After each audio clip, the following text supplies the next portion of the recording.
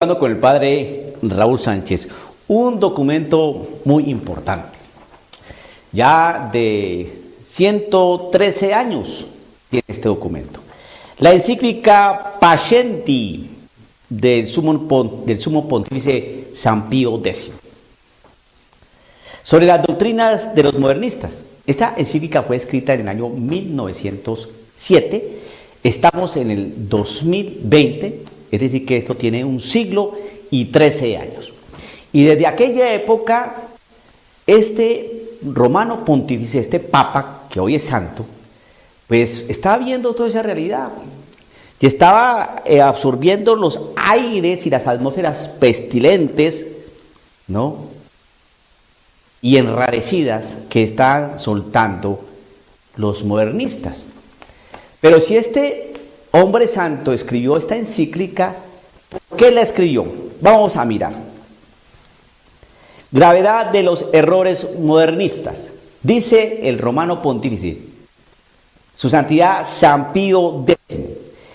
Pero es preciso reconocer que estos últimos tiempos ha crecido en modo extraño el número de los enemigos de la cruz de Cristo, los cuales con artes enteramente nuevas y llenas de perfidia se esfuerzan por aniquilar las energías vitales de la Iglesia y hasta por destruir totalmente, si les fuera posible, el reino de Jesucristo.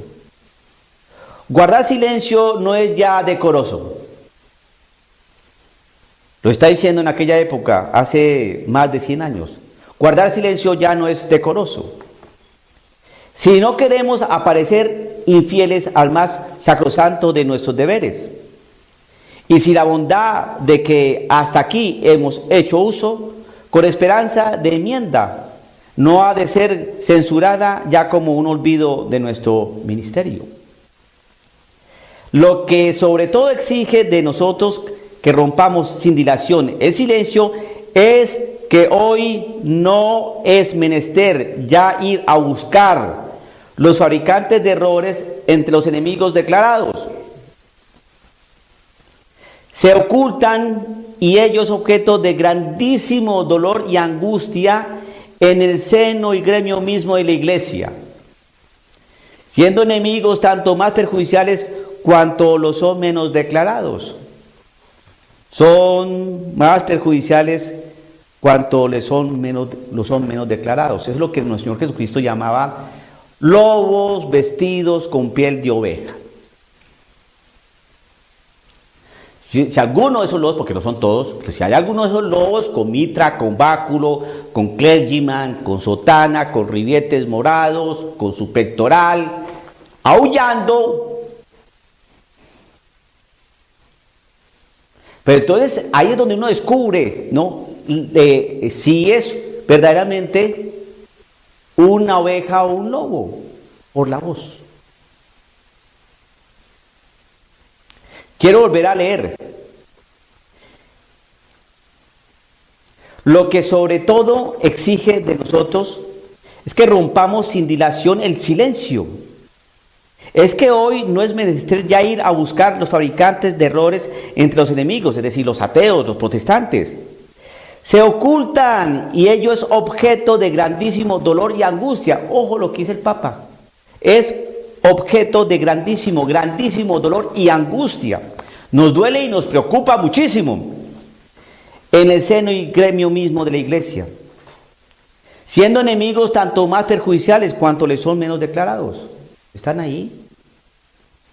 Son más perjudiciales porque se mueven como Pedro por su casa. Hablamos, venerables hermanos, de un gran número de católicos seglares y, lo que es aún más deplorable, hasta de sacerdotes, los cuales, sobre pretexto de amor a la Iglesia, faltos en absoluto de conocimientos serios en la filosofía y teología, e impregnados, por lo contrario, hasta la médula de los huesos, con venenosos errores, bebidos en los escritos de los adversarios del catolicismo, se presentan con desprecio de toda modestia como restauradores de la Iglesia, y apretada falange asaltan con audacia todo cuanto hay de lo más sagrado en la obra de Jesucristo, sin respetar ni aun la propia persona del divino Redentor, que con sacrílega temeridad rebaja a la categoría de puro y simple hombre. No, no, no, no. Jesús no hizo milagros. Jesús no multiplicó panes ni peces. Eso no es magia. Jesús no caminó por el agua. Jesús no multiplicó, Jesús no convirtió las tinajas de agua en vino. No. Jesús no tuvo diálogo con el demonio. Jesús no hizo exorcismos. No. Esos son géneros, maneras de lenguaje, expresiones de una cultura. El hagiógrafo no quiso decir lo que quiso decir. No. Hoy nosotros, Queiruga, Pagola, Casper, Marx, tenemos la palabra, sabemos más. Ustedes van a creer en lo que escribieron los apóstoles.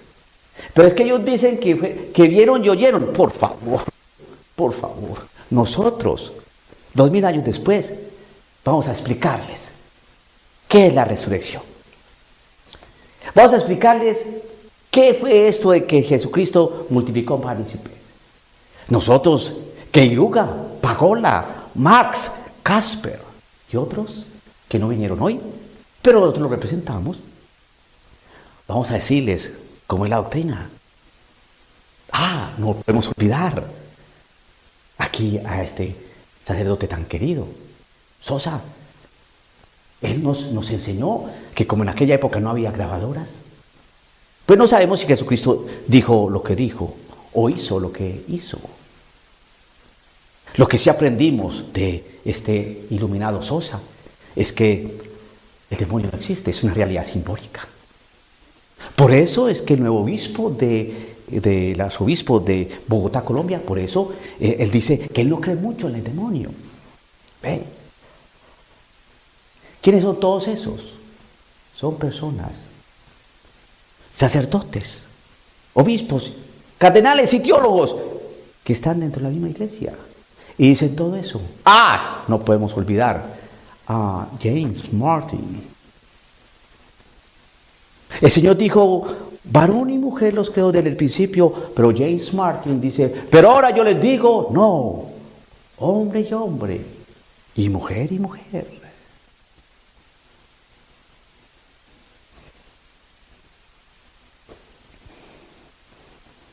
Ellos traman la ruina de la iglesia, no desde afuera, sino desde dentro. En nuestros días el peligro está casi en las entrañas mismas de la iglesia y en sus mismas venas. Y el daño producido por tales enemigos es tanto más inevitable cuanto más a fondo conocen a la iglesia. Pascendi, carta encíclica de San Pío X. Eso no lo estoy diciendo yo. Yo simplemente estoy proponiendo los ejemplos actuales de una realidad que se ha venido tejiendo desde hace más de 100 años y que hoy estamos viendo los frutos, y que este visionario y profeta San Pío X lo pudo oler. Pudo oler la pestilencia a azufre. Y hoy el hedor es más contaminante. Y lo advirtió también otro Pablo VI, ya en el año 1968, cuando dijo que por una de las fisuras de la iglesia se ha entrado el humo de Satanás, que apesta y hiere.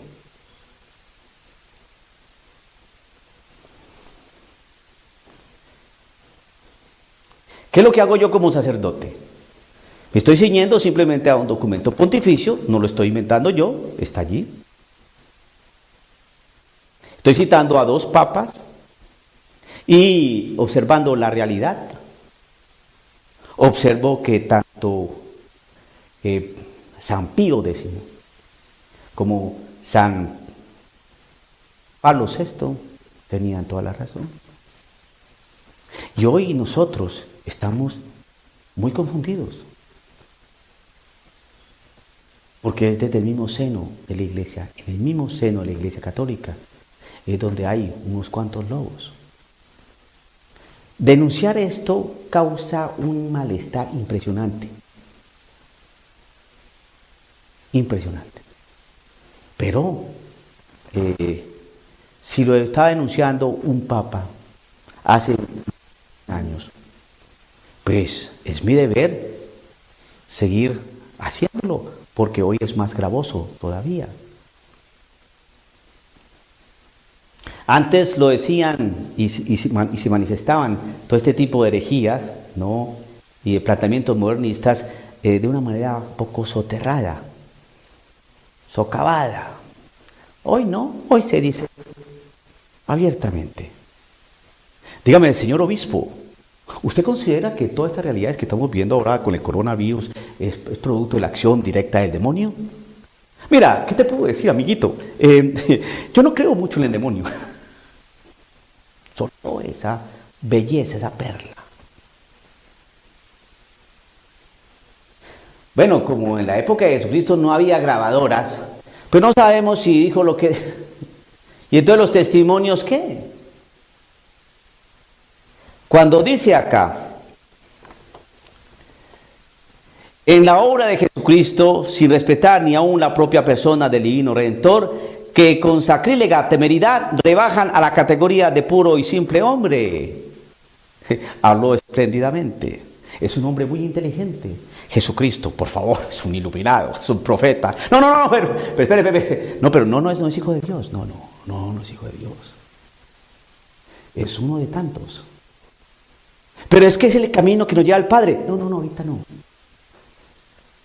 Hablemos de fraternidad, pero no nos compliquemos la vida ahorita con paternidades.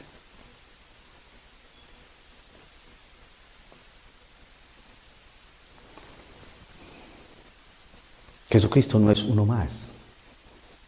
Jesucristo es Dios, hecho hombre.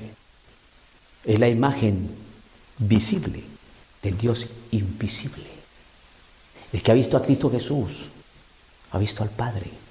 Porque el Padre está en Jesús y Jesús en el Padre. Eso es doctrina católica. Pero como a algunos se les ha ocurrido arreglarle la plana al Señor, entonces uno dice, ¿y el magisterio entonces qué? No, es que el dogma evoluciona. Empiezan a esos enredos y esos contubernios teológicos que hacen. No, este Papa se dio cuenta de lo que estaba pasando y hoy estamos recogiendo ya los frutos. Por eso la Iglesia hoy está dividida por los que creen y por los que no creen. Entonces, para hacer esto más sofisticado, más elegante, más intelectual, entonces dicen, no, lo que pasa es que los modernistas, no, lo que pasa es que los tradicionalistas, no, lo que sucede es que los conservadores, no, lo que pasa es que los liberales, no, lo que sucede es que los de izquierda, no, lo que pasa es que los de derecha. No, eso no es así. Lo que pasa es que la Iglesia se dividió entre los que seguimos creyendo y los que dejaron de creer. Y los que seguimos creyendo nos llaman integristas, conservadores, enemigos del Papa, inquisidores. Se quedaron en el medioevo. No han podido entender la evolución de la humanidad, los cambios propios de la cultura. Pobrecitos. Es que son reconciliares.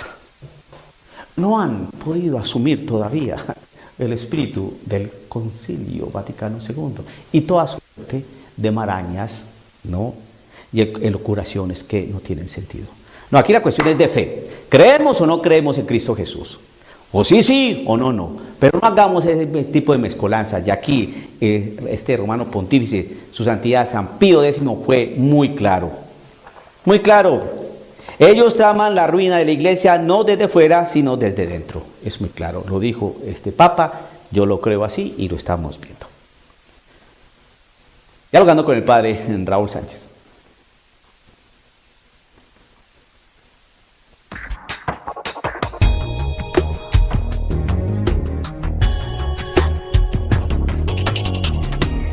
Dialogando con el padre Raúl Sánchez, nos volvemos a encontrar, queridos amigos, para seguir desarrollando estos temas de interés, no solamente de apologética católica, sino también de otras realidades que afectan al ser cristiano, al católico, a este mundo.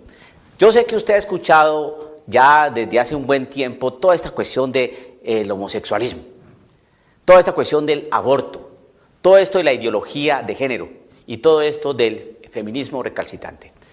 ¿Qué pasa con estos cuatro elementos, con estas cuatro realidades? Homosexualismo, aborto, ideología de género y feminismo recalcitrante. Resulta que como estamos en un nuevo orden mundial, ya hablar con estas categorías, estos conceptos, es prácticamente uno meterse en un libro de Harry Potter o de El Código Da Vinci, pero es una realidad. Existe algo que se llama el nuevo orden mundial. Y el nuevo orden mundial lo que trata es de hacer toda una reingeniería social para así cambiar los fundamentos, las bases que sostiene toda sociedad. Empecemos con algo sencillo. La sociedad está compuesta de familias. La familia está compuesta de personas. Pero el núcleo fundamental de toda sociedad es la familia. La familia. Entonces, usted empieza a atar cabos, reingeniería social de la sociedad. La sociedad está compuesta por familias y obviamente las familias por personas. Entonces hay que cambiar toda esa realidad social de las familias, de las personas.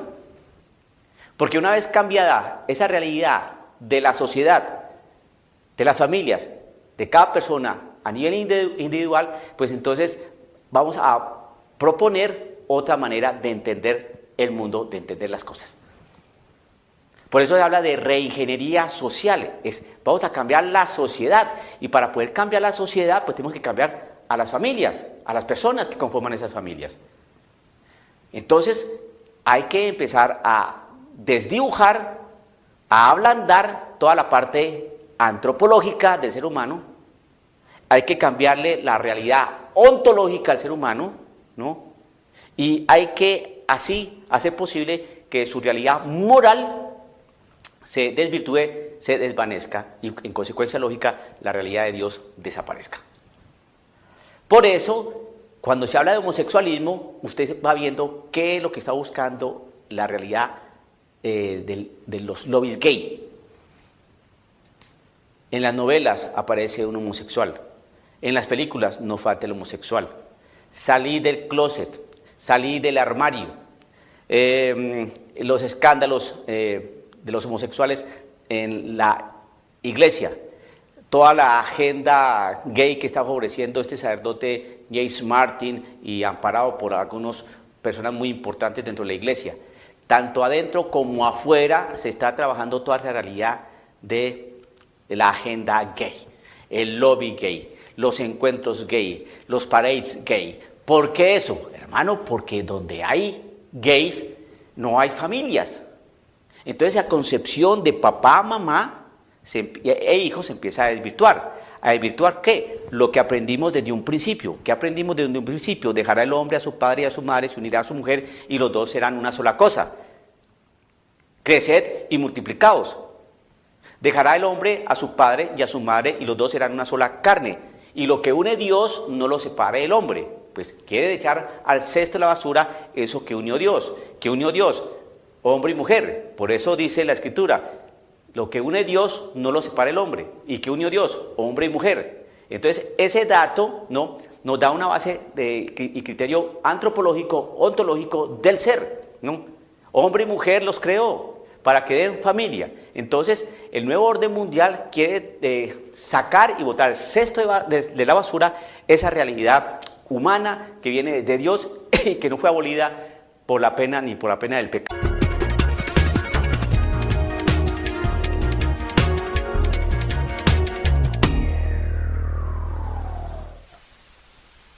Dialogando con el padre Raúl Sánchez. Bueno, hay una pregunta que tiene que ser resuelta, que tiene que dársele alguna respuesta.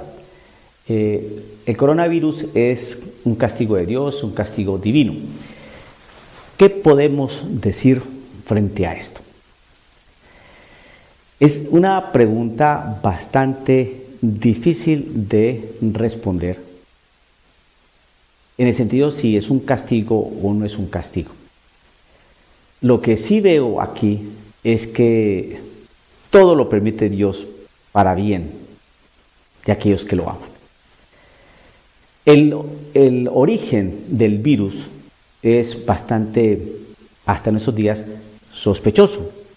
Hay mucha especulación respecto a su origen, que si fue creado en laboratorio o que tuvo un origen más bien de orden natural, etc. Lo que sí se sabe es lo que hizo y lo que está haciendo el virus en la salud de las personas. Dios permite muchas cosas. No quiere decir que Dios las realice, sino que las permite. No quiere decir que Dios le dé origen, sino que las permite. Les puedo dar un ejemplo. Dios quiere que en la casa existan hijos marihuaneros. Dios no quiere eso. Dios no lo quiere. Dios quiere que en los hogares exista adulterio. No, pero Dios no quiere eso. Pero lo permite. Permite que el hombre y la mujer, el ser humano, en virtud de su libertad, permite que la ejerza mal. Que ejerza mal su libertad. Llevando a efecto problemas enormes adentro del hogar, de la casa, el trabajo, donde se desenvuelva la persona. Pero todo esto es ¿para qué? Porque de ahí vienen situaciones de salvación. A veces hay que entrar en crisis, caer muchas veces para mirar las cosas con otra óptica. Es llegar a esas situaciones límite donde uno prácticamente no sabe para dónde ya ir. Y cuando uno llega a esos extremos es cuando tiene que mirar a Dios. Es decir, que Dios no castiga o que el coronavirus no es castigo de Dios, creo que también eso es muy audaz, muy atrevido decirlo. ¿Por qué? Porque Dios tiene su libertad y tiene su pedagogía y su metodología cómo llamarle la atención al ser humano. Aquí me doy cuenta que la iglesia está dividida porque simplemente es entrar a los medios de comunicación católicos y encontrar respuesta a esta pregunta. El coronavirus, el COVID-19 es castigo de Dios y usted va a encontrar mucha división al respecto. Cardenales, obispos dicen que sí, efectivamente es un castigo de Dios. Otros cardenales y obispos dicen no, dinamismo de la naturaleza, pataleo de la naturaleza, situaciones propias de la naturaleza. Usted entrevista a los laicos, católicos, más o menos con mediana formación, y las respuestas van a ser más o menos parecidas. Unos que sí es un castigo divino, que sí es castigo de Dios, otros que no. ¿Qué puedo decir yo como sacerdote? Puedo decir que Dios castiga porque Dios es Padre y que el hecho que castigue no riñe con la realidad de la misericordia. Pero también puedo decir que el Señor permite muchas cosas para bien de sus hijos, en virtud de la libertad que tienen sus hijos. Y que a través de esa libertad, cuando es ejercida inadecuadamente, puede llegar a traer aspectos de bendición, de cambio, de conversión. No puedo yo decir Dios no castiga, porque decir que Dios no castiga es ponerme yo en el trono de Dios y decir lo que Dios sí puede hacer como Padre. El castigar no riñe con la misericordia. El castigar hace parte de una infinita misericordia dentro de un gran amplio, ¿no?, marco de la realidad y el quehacer de Dios en la vida del ser humano.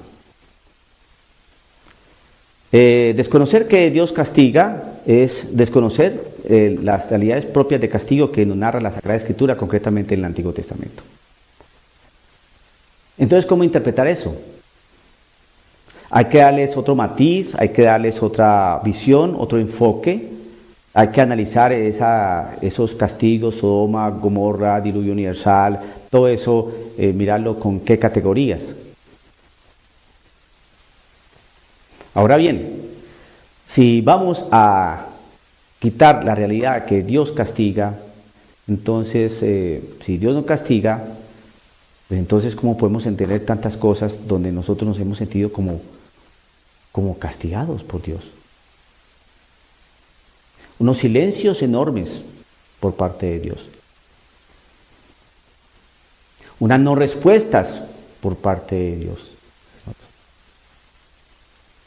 Unas dejadas caídas libres en virtud de nuestros pecados. Todo eso, ahí está Dios, ahí interviene Dios. Mi respuesta frente a esta pregunta, entonces, finalmente lo que puedo decir es lo siguiente. No hay nada que se mueva, ni siquiera una hoja de un árbol se mueve si no es por el concurso y la acción de Dios. Que castiga o no castiga, que permite o no permite, Dios sabe cómo actúa. Lo que sí sé es que no hay nada que se dé en este mundo si no es por la acción de Dios en la vida del ser humano. Dialogando con el Padre Raúl Sánchez.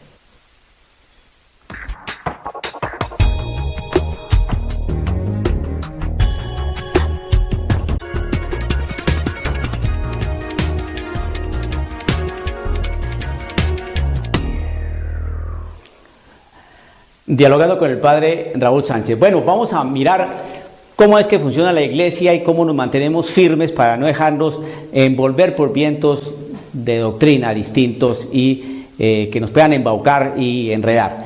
Dice aquí Pablo, yo el prisionero de Cristo, esto está en Efesios capítulo 4, verso 1 en adelante. Yo, el prisionero de Cristo, les exhorto pues a que se muestren dignos de la vocación que han recibido. ¿Qué vocación? Ser santos. Nos llamaron a ser santos. Sigo explicando. Sean humildes, amables, sean comprensivos y sopórtense unos a otros con amor. Mantengan entre ustedes lazos de paz y permanezcan unidos en el mismo espíritu. Cuando nos hablan, sean humildes, amables, comprensivos, pórtense con amor unos a otros, manténganse ustedes con lazos de paz. Hasta ahí uno dice, bueno, es una realidad de orden ecuménico, así nos debemos comportar nosotros con aquellos que nos aman, que nos odian, que no creen en nosotros, que nos vituperan o que les simpatizamos. Tenemos que ser así como Pablo nos está exhortando, nos está invitando a realizar. Pues bien, pero aquí hay unas palabritas que empieza uno a decir, espere que esto Pablo lo está diciendo, ya es para una realidad de una iglesia concreta, de un grupo concreto. Cuando dice, mantengan entre ustedes lazos de paz y permanezcan unidos en el mismo espíritu. Un mismo espíritu. Aquí la cosa varía, porque los musulmanes no tienen el mismo espíritu nuestro, ni los budistas tienen el mismo espíritu nuestro, ni los de la Pachamama tienen el mismo espíritu nuestro, ni los gnósticos tienen el mismo espíritu nuestro, ni los masones tienen el mismo espíritu nuestro. O sea que aquí, cuando nos dicen que hay que estar unidos en el mismo espíritu, se está haciendo referencia a algo bien concreto, a un grupo bien concreto. Y nos dicen, un solo cuerpo. ¿Cuál es el cuerpo? El cuerpo de Cristo, que es su iglesia. Un mismo espíritu. ¿Cuál mismo espíritu? El Espíritu Santo. Pues ustedes han sido llamados a una misma vocación y a una misma esperanza. ¿Cuál es la misma vocación? A ser santos. ¿Cuál es la misma esperanza? A ser salvos, estar en la casa del Padre. Sigue diciendo, un solo Señor. ¿Cuál es nuestro Señor? El Señor Jesús. Una sola fe. ¿Cuál es nuestra fe? La fe en Cristo Jesús. Un solo bautismo en el nombre del Padre, del Hijo y del Espíritu Santo. Un solo Dios y Padre de todos, que está por encima de todo, lo penetra todo y está en todo. Muy bien. ¿Y qué nos lleva al Padre? ¿Cuál es el único camino que nos lleva al Padre? Pues Cristo Jesús, que nos lleva al Padre, que está encima de todo, lo penetra todo y está en todo. Eso es bien claro. Yo soy el único camino para llegar al Padre. Nadie va al Padre si no es por mí. Yo estoy en el Padre y el Padre está en mí. El que me ha visto a mí ha visto al Padre. Eso está bien claro. ¿Cuál Padre? El que está por encima de todo, lo penetra todo y está en todo. Esa frasecita que se dijo hace poquito. El Padre de todos. Pues el Padre de todos lo muestra Cristo Jesús.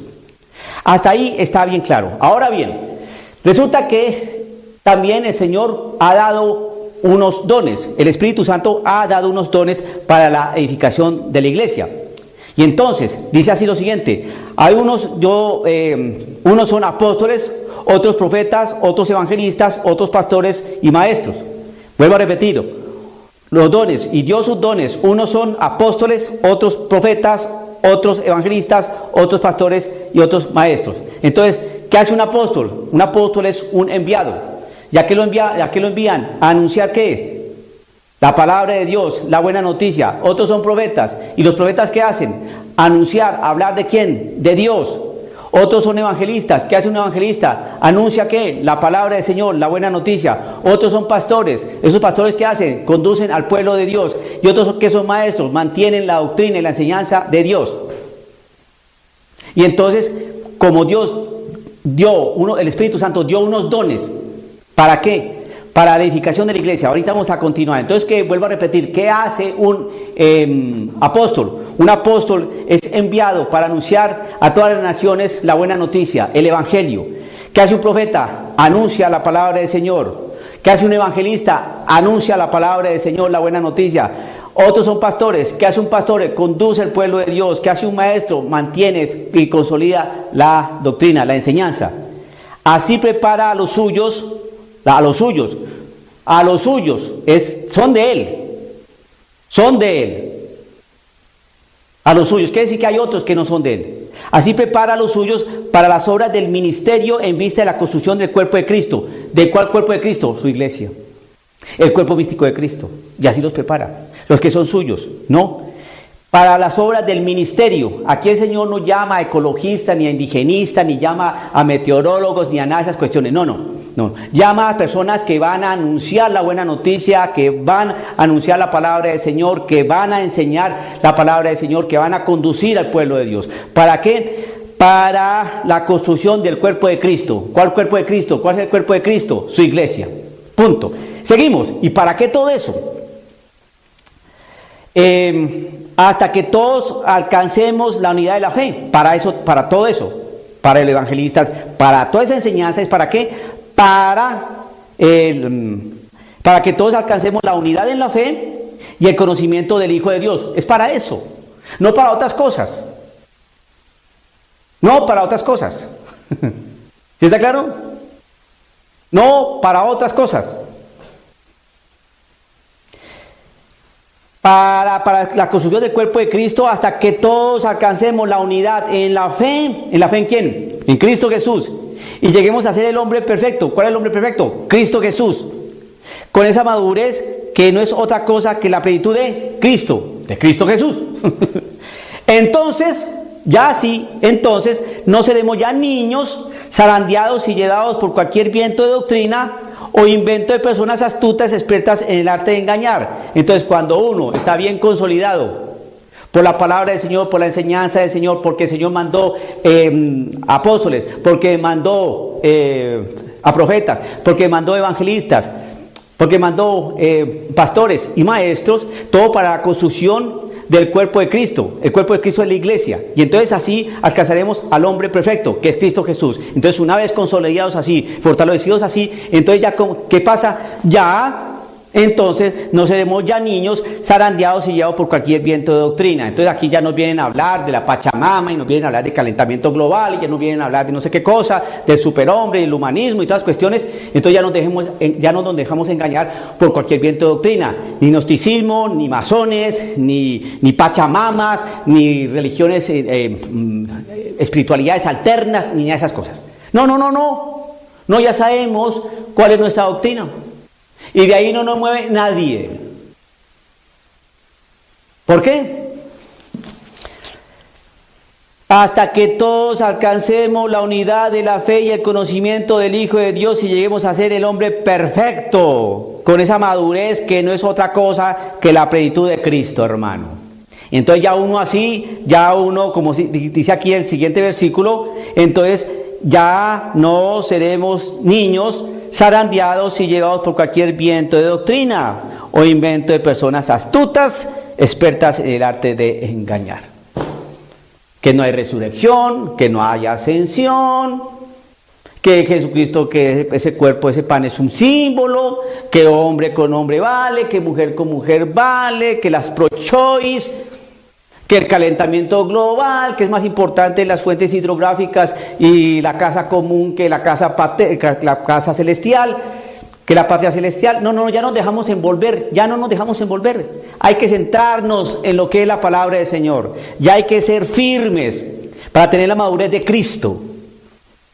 Ya hay que predicar con vehemencia, no con violencia, pero sí con vehemencia, porque el que es vehemente es el que está convencido.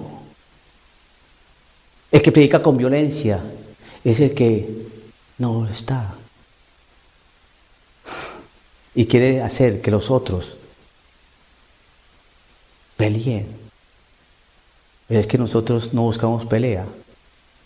Buscamos afianzarnos en Cristo Jesús, que es una gran diferencia. Y si eso causa división, pues el Señor vino a traer espada. ¿Qué podemos hacer? Y no se olvide que la espada, su palabra. Dialogando con el padre Raúl Sánchez.